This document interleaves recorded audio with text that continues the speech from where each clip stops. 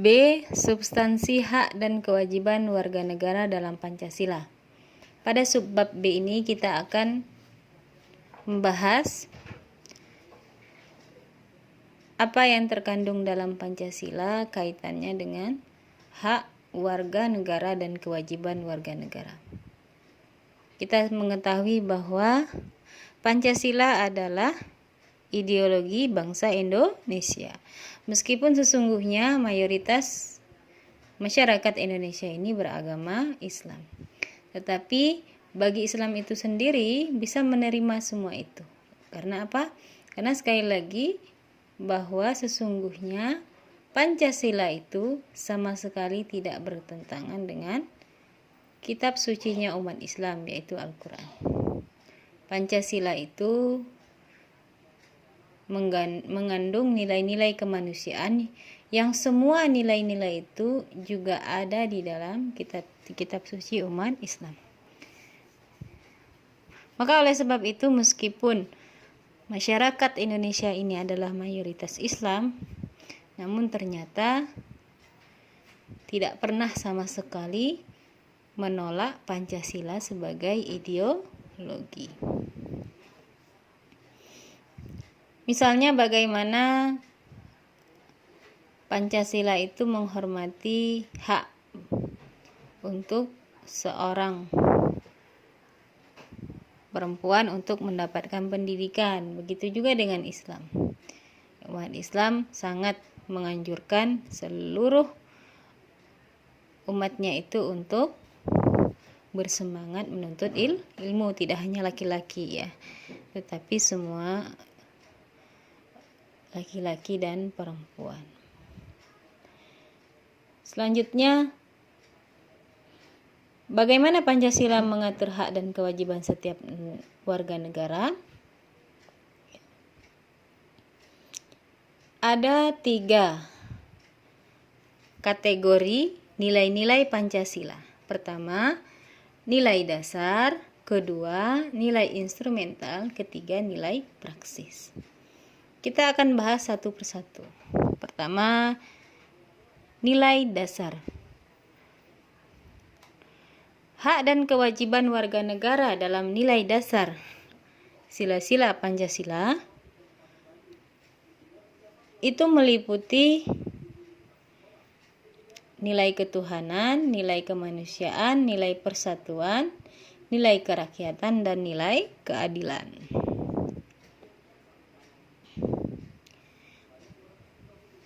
Sila ketuhanan yang Maha Esa menjamin hak warga negara untuk bebas memeluk agama sesuai dengan keyakinannya masing-masing.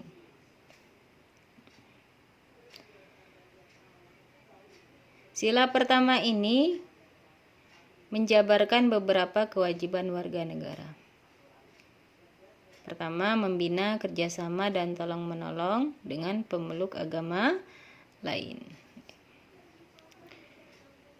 Yang kedua, mengembangkan toleransi antar umat beragama menuju terwujudnya kehidupan yang serasi, selaras, dan seimbang.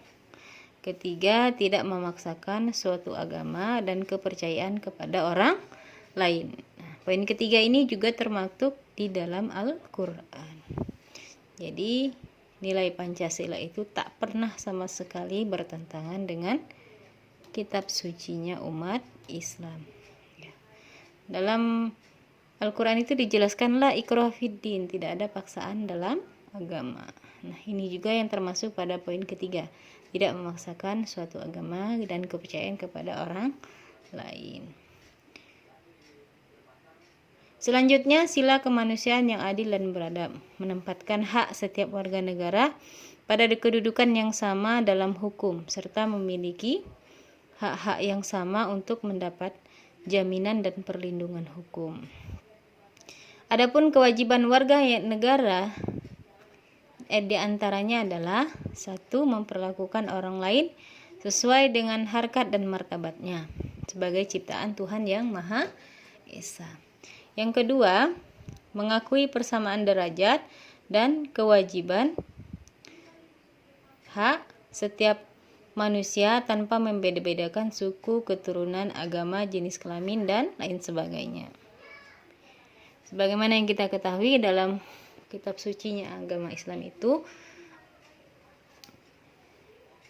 yang Tuhan itu memandang semua manusia itu sama, yang membedakannya adalah ketakwaannya saja.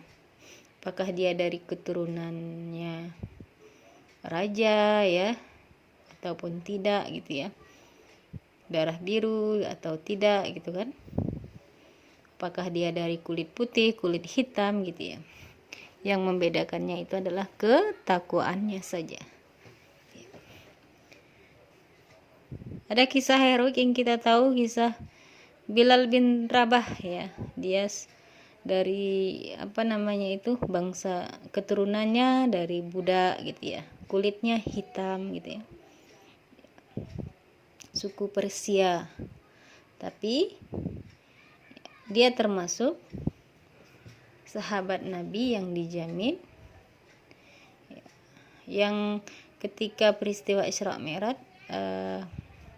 Nabi Muhammad sudah mendengar sandalnya, langkah kakinya berjalan menuju surga, sementara Bilal masih hidup di muka bumi gitu ya.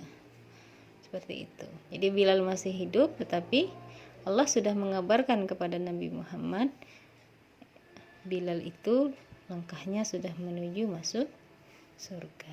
Nah itu ya. Jadi sila kemanusiaan yang adil dan beradab yang kedua ini ya, sila kemanusiaan yang adil dan beradab pada poin kedua ini mengakui persamaan derajat tanpa membedakan suku, keturunan, agama, jenis kelamin, dan seterusnya.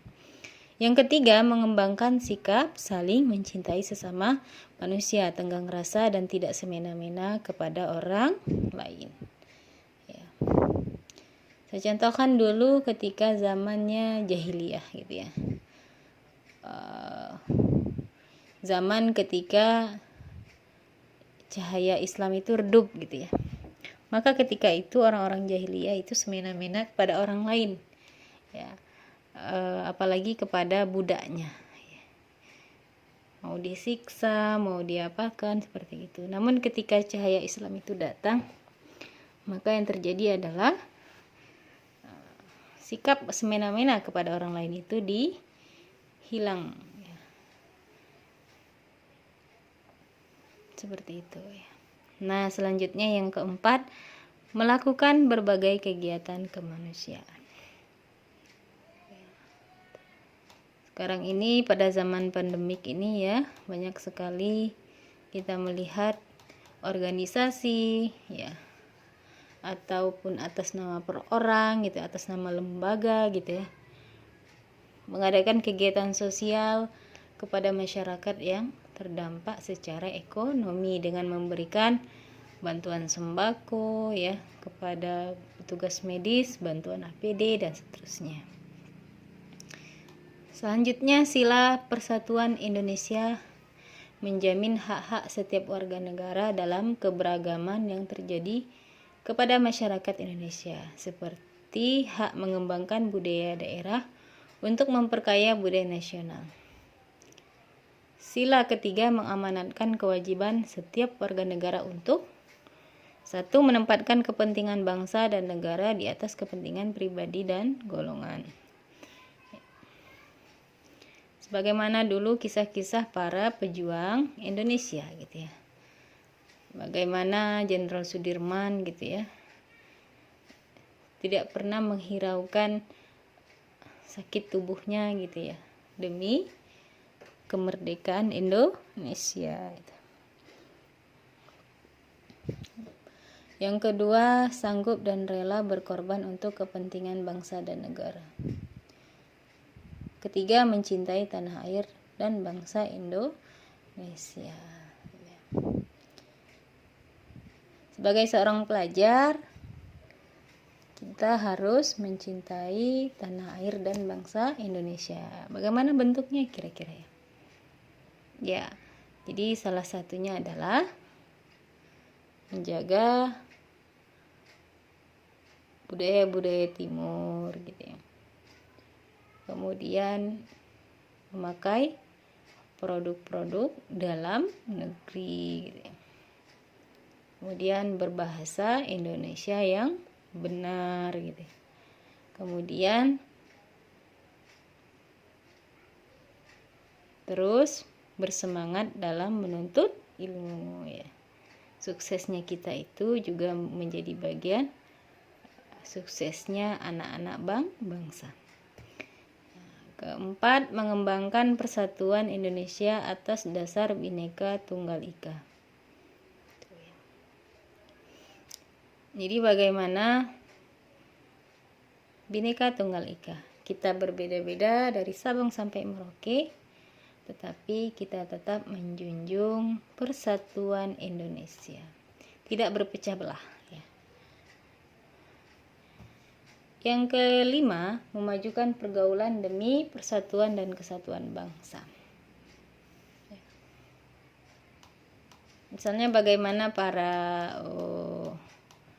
pejabat, presiden ya, para menteri, para konsulat dan seterusnya gitu ya, pemimpin-pemimpin kita gitu ya, melakukan hubungan internasional ya, demi terwujudnya persatuan dan kesatuan bangsa. Selanjutnya, sila kerakyatan yang dipimpin oleh hikmah kebijaksanaan dalam permusyawaratan perwakilan dicerminkan dalam kehidupan pemerintahan, bernegara, bermasyarakat yang demokratis. Sila keempat, menjamin partisipasi politik warga negara. Diwujudkan dalam bentuk kebebasan berpendapat, berorganisasi, serta hak berpartisipasi dalam pemilihan umum ya. Jadi sila keempat ini bagaimana hari ini warga negara bebas memilih, berpartisipasi dalam konstelasi politik baik tingkat daerah maupun nasional. Pada tahun ini ya, pada tahun ini 2020 kabupaten kita provinsi kita akan mengadakan pilkada, konstelasi politik pemilihan kepala daerah. Nah, kita sebagai warga negara bebas ya, tidak ada tekanan sana sini, bebas berpendapat, bebas memilih gitu ya, bebas untuk menentukan pilihan ya. Maka oleh sebab itu gunakan hak pilih kita secara baik gitu ya. Jangan pernah kita sia-siakan. Karena satu suara kita itu menentukan ya, beberapa tahun ke depannya pemerintahan kita. Apakah itu dari daerah maupun di tingkat nasional. Selanjutnya, hak untuk berorganisasi ya. Bebas untuk berorganisasi. Jadi hari ini boleh-boleh saja ya, ketika kita punya kelebihan di sisi apa gitu ya, di sisi kemanusiaan, maka kita mendirikan organisasi kemanusiaan ya. Kita punya kelebihan dari sisi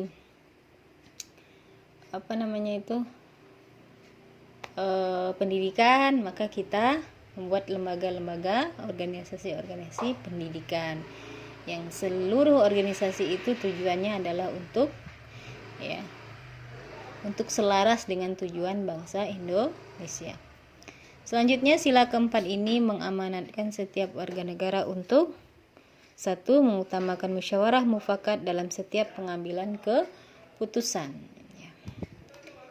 Jadi dalam Islam itu sendiri pun gitu ya, musyawarah mufakat itu adalah jalan terbaik dalam pengambilan keputusan dibandingkan voting gitu ya. Voting itu jalan terakhir. Misalnya dalam sekolah gitu ya, kita memilih ketua kelas gitu ya, dan perangkat kelas yang lainnya. Kita musyawarahkan di rapat di kelas gitu ya. Selanjutnya yang kedua, tidak memaksakan kehendak kepada orang lain. Ketiga, memberikan kepercayaan kepada wakil-wakil rakyat yang telah terpilih untuk melaksanakan musyawarah dan menjalankan tugas sebaik-baiknya. Jadi kita tidak boleh memaksakan kehendak kepada orang lain, ya. Bagaimana kalau kehendak kita itu, pendapat kita itu tidak sama dengan orang lain? Apa yang harus kita lakukan?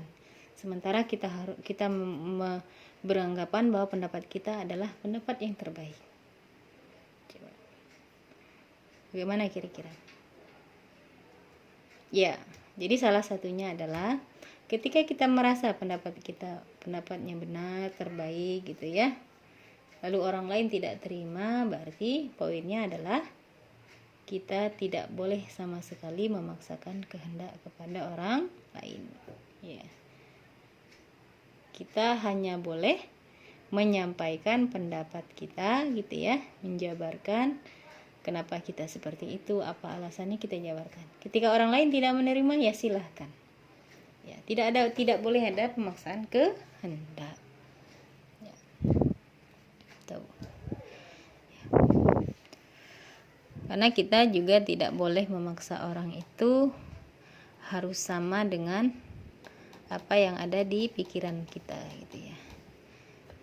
Dengan cara kita menjabarkan apa yang kita anggap benar, itu sudah merupakan bagian supaya menjadi bahan analisa bagi mereka yang mendengar pendapat kita.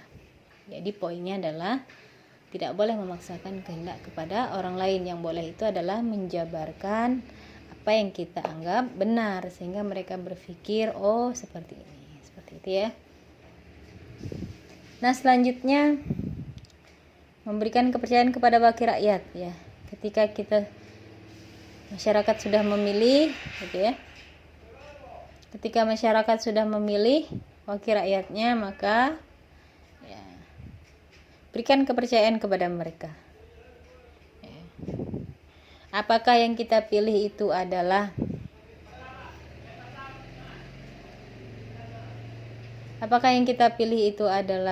wakil rakyat di lembaga eksekutif gitu ya? Apakah di lembaga legislatif gitu kan? Kalau yudikatif itu kan eksekutif yang memilih ya, seperti itu. Jadi maksudnya lembaga eksekutif itu misalnya presiden, gubernur, bupati itu ya, lembaga eksekutif ya. Tuh. Kalau lembaga legislatif itu adalah apa kira-kira? Ya, lembaga legislatif itu adalah dewan ya. DPR RI, ya, DPD, DPRD tingkat 1, DPRD tingkat 2. Kalau yudikatif itu adalah pengawas, salah satunya misalnya Mahkamah Agung, Mahkamah Konstitusi. Nah, mereka itu dipilihnya oleh presiden gitu ya, atas pertimbangan lembaga legislatif. Nah, selanjutnya sila keadilan sosial bagi seluruh rakyat Indonesia, mengakui hak milik perorangan dan dilindungi pemanfaatannya oleh negara, serta memberikan kesempatan sebesar-besarnya kepada masyarakat. Sila kelima, mengamanatkan setiap warga negara untuk 1. Mengembangkan sikap gotong royong dan kekeluargaan dalam masyarakat di lingkungan sekitar gitu ya. Misalnya di tingkat sekolah ya, mengembangkan sikap gotong royong, misalnya membersihkan kelas gitu kan. Nah, jangan sampai sudah ada daftar piket, cuman ternyata daftar piketnya 5 orang, yang kerja cuman 2 orang gitu. Itu bukan sikap gotong royong gitu ya. Atau ada misalnya kegiatan sekolah, maka diinstruksikan setiap kelas bersih-bersih gitu ya. Semuanya harus ikut satu kelas membersihkan gitu kan. Ternyata dari 30 siswa yang cuman berpartisipasi adalah 10. Nah, itu salah satu sih bukan sikap gotong royong seperti itu ya. Selanjutnya sikap kekeluargaan. Kalau di sekolah itu adalah teman kita ya. Jadi teman di kelas itu adalah keluarga kita di sekolah gitu ya. Nah, bagaimana ketika teman kita itu sedang apa gitu, sedang senang kita ikut senang, sedang susah kita ikut susah gitu, seperti itu ya, namanya keluarga ya. Nah yang kedua, tidak melakukan perbuatan yang merugikan kepentingan umum. Misalnya ya buang sampah lah sembarangan gitu ya, itu merugikan kepentingan umum ya, membuat lingkungan kotor gitu kan, membuat lingkungan tidak indah gitu ya. Apalagi kegiatan merugikan kepentingan umum di masyarakat kira-kira, atau di sekolah lah. Ya. Jadi kalau ada misalnya di sekolah itu sudah dicat yang bagus, ruang kelasnya jangan dicoret-coret gitu ya. Itu salah satu ketika kita menjaga gitu ya, dinding-dinding yang mulus-mulus di kelas kita itu ya. Itu salah satu kita perbuatan yang menjaga kepentingan umum gitu ya. Apalagi di sekolah itu, misalnya di sekolah itu kan nanti sekarang ini sedang dibangun banyak keran-keran ya untuk mencuci tangan. Makanya bagaimana kita menjaga juga, jangan kita sekali-sekali patahkan pula keran itu gitu ya, karena itu untuk kepentingan umum. Nah yang ketiga, suka bekerja keras ya. Jadi untuk menjadi sukses itu adalah bekerja keras ya. Saya tambahkan, dan bekerja secara cerdas ya. Suka bekerja keras dan bekerja secara cerdas.